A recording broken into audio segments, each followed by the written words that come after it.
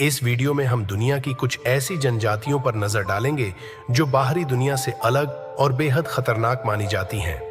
हम आपको ले जाएंगे पापा न्यू गिनी के घने जंगलों से लेकर अमेजन की गहराई में बसे जनजातियों तक, जैसे कि कुनाई, हुली, एडब्ल्यूए, कूबो, ओसोट और मसाई। ये जनजातियां न सिर्फ अपनी अनूठी जीवन शैली बल्कि अपने कट्टर नियमों और परंपराओं के लिए भी जानी जाती हैं। जाने कि ये जनजातियां क्यों बाहरी दुनिया से दूरी बनाए रखती हैं और उनके जीवन में क्या विशेष बातें हैं जो उन्हें इतना अलग बनाती हैं। तो नमस्कार दोस्तों, स्वागत है आपके अपने YouTube चैनल पर। तो वीडियो शुरू करने से पहले चैनल को सब्सक्राइब जरूर कर लीजिए। तो बढ़ते हैं हमारी वीडियो की ओर। नंबर 1, पापा न्यू गिनी जनजातियां। जैसा कि परिचय में बताया गया है, मैं दक्षिण अमेरिका के क्षेत्र में जनजातियों पर ध्यान केंद्रित करने जा रहा हूं, अमेजन होम। लेकिन मैंने यह भी कहा कि हम दुनिया भर की जनजातियों को देखने जा रहे हैं और पापा न्यू गिनी जैसी जगह पर आप उनमें से काफी कुछ देख सकते हैं। जबकि यह सच है कि पापा गिनी में बहुत सारे आधुनिक क्षेत्र हैं जिनमें शामिल हैं इतने बड़े पैमाने पर खनन कार्य जो आपके दिमाग को चकरा सकते हैं। देश प्राकृतिक क्षेत्रों से भी भरा पड़ा है जो जनजातियों के बाहर मनुष्य से अछूते रहते हैं, जो जनजातियों के भीतर रहते हैं। जनजातियों का एक समूह जिसने वर्षों से लोगों का ध्यान आकर्षित किया है, वे हैं कुनाई और हुली जनजातियां। वे वास्तव में प्रतिद्वंद्वी समूह हैं और इसलिए वे समय समय पर एक दूसरे पर हमला करते हैं। हालांकि वे अपने हथियार डाल सकते हैं और द सिंग सिंग फेस्टिवल नामक एक कार्यक्रम के लिए एक साथ आ सकते हैं, जहां वे एक विशेष फेस पेंटिंग उत्सव मनाएंगे और प्रत्येक के साथ जश्न मनाएंगे। लेकिन यह केवल हिमशैल का सिरा है जब पापा गुइनी की जनजातियों की बात आती है। जिस तरह से देश की रूपरेखा तैयार की गई है और खंडित किया गया है, वहां वास्तव में देश में 600 से अधिक जनजातियां हैं और आश्चर्यजनक रूप से 850 या अधिक भाषाएं बोली जाती हैं। यहाँ के लोगों में अविश्वसनीय मात्रा में विविधता है और राष्ट्र इसका उपयोग विशेष त्योहारों के लिए पर्यटकों को लाने में मदद करने के लिए करता है, जैसा कि मैंने पहले उल्लेख किया है, जो इन जनजातियों को उनकी संस्कृतियों और इतिहास को उजागर करने के लिए सामने लाता है। इस बिंदु पर आप सोच सकते हैं कि यह एक तरह से अच्छा है और वे खतरनाक नहीं हैं, लेकिन मूर्ख मत बनिए। हाँ, वे त्योहारों के लिए बाहर आते हैं और एक दूसरे के साथ बातचीत करते हैं, लेकिन यदि आप उनके गृह क्षेत्र पर अतिक्रमण करने की कोशिश करते हैं तो आपको कुछ समस्याओं का सामना करना पड़ सकता है। साथ ही वहां की हर जनजाति इसमें भाग नहीं लेती है। यदि आप पापा न्यू गिनी के पास यह सोचकर जाते हैं कि जो भी पुरानी मूल जनजाति आपसे मिलेगी वह आपके प्रति दयालु होगी, तो हो सकता है कि आप वापस न आए। नंबर 2, एडब्ल्यूए, जो निश्चित रूप से अमेजन वर्षावन में रहते हैं। इस जनजाति के बारे में तुरंत ध्यान देने वाली बात यह है कि 2023 तक यह वास्तव में कितनी छोटी है। जनजाति में केवल लगभग 100 लोग बचे हैं और इसका कारण एक कहानी है जो उतनी ही पुरानी है जितना कि अन्य देशों द्वारा उपनिवेशीकरण।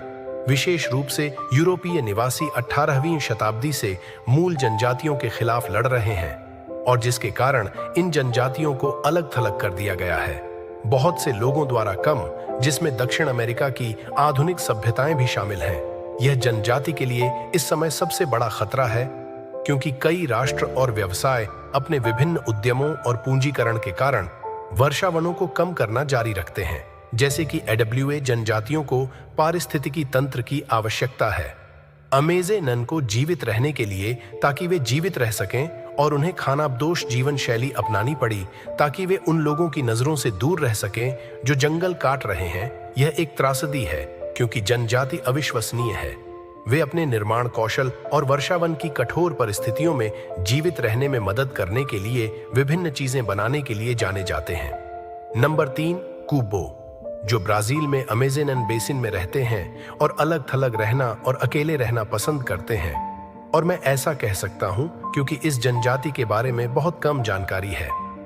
1996 से एक खाता, क्योंकि जनजाति के साथ संपर्क बनाने के हर दूसरे प्रयास के परिणाम स्वरूप अत्यधिक हिंसा हुई है।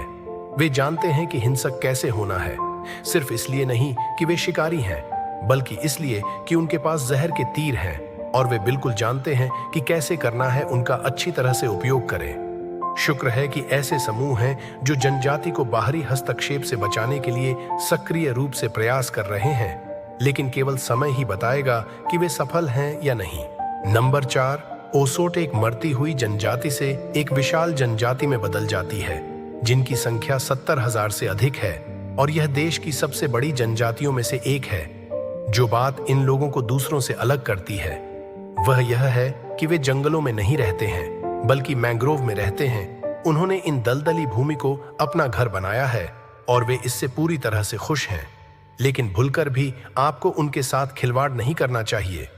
इसका यह है कि वे अच्छे होने के साथ साथ भयंकर योद्धा भी हैं, जिन्होंने अतीत में नरभक्षण का अभ्यास किया है और जो खोपड़ियां उन्होंने ली थीं, उनसे ट्रॉफियां बनाने से डरते नहीं थे। लेकिन वे इसे प्रदर्शित करने से पहले कम से कम आपकी खोपड़ी को सजाएंगे, इसलिए मुझे आशा है कि आप उनके साथ कभी भी खिलवाड़ नहीं करना चाहेंगे। नंबर 5, अब हम एक अंतिम जनजाति के बारे में बात करेंगे जिसे मेसाई के नाम से जाना जाता है। आप उन्हें मध्य अफ्रीकी में पा सकते हैं। अफ्रीकी महान झीलों के पास उत्तरी तंजानिया के साथ दक्षिणी केन्या और विडंबना यह है कि यह सबसे बड़ी जनजाति है जिसे आपने समूह की 2019 की जनगणना के अनुसार 1 मिलियन से अधिक संख्या में देखा है, जहां चीजें जटिल हो जाती हैं, जबकि उन्होंने कुछ हिस्सों को अपना लिया है।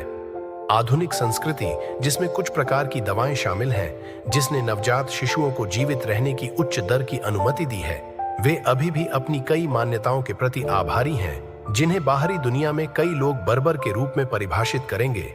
उदाहरण के लिए, वे न केवल शरीर में संशोधन करते हैं, बल्कि वे नर और मादा दोनों का वयस्कता में स्वागत करने के लिए शरीर के कुछ हिस्सों को काटते हैं। अगर आपको ये वीडियो पसंद आई हो और आप ऐसी ही और दिलचस्प जनजातियों के बारे में जानना चाहते हैं, तो हमारे चैनल को सब्सक्राइब करना ना भूलें। ऐसे कई और रहस्यमयी और अनोखे विषय हम आपके लिए लाते रहते हैं। हमें कमेंट्स में बताएं कि आपके लिए सबसे ज्यादा चौंकाने वाली जानकारी कौन सी थी और अगली बार आप किस जनजाति या संस्कृति के बारे में जानना चाहते हैं। वीडियो को लाइक और शेयर भी जरूर करें ताकि और लोग भी इन अनजान जनजातियों के बारे में जान सकें। मिलते हैं अगले वीडियो में, तब तक के लिए अपना ख्याल रखें। धन्यवाद।